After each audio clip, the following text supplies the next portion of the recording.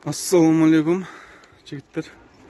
Toyota Ipsum'ның горловинасын ауыстырып жатырық.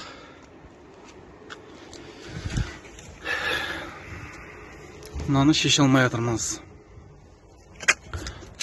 Мына горловина шіріп кеткен. Тесік.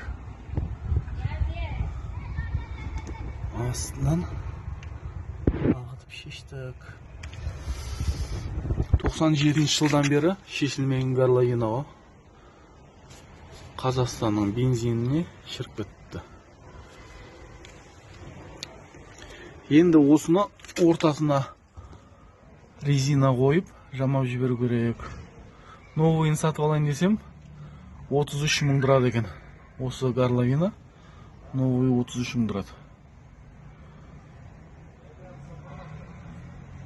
Енді бұны шешіп аламыз. Астынан шешіледі бұлай. Ішке қарай тартылады.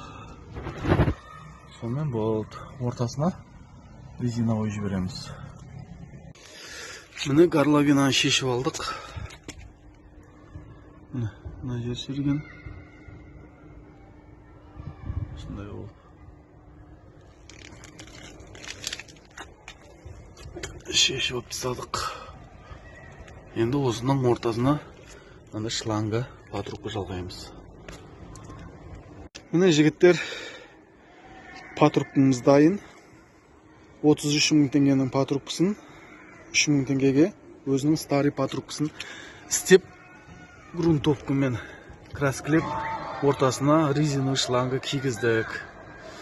Енді бұл қанша уақытқа жететін көреміз. Енді кепкеннен кейін жинастыру қалды бізге.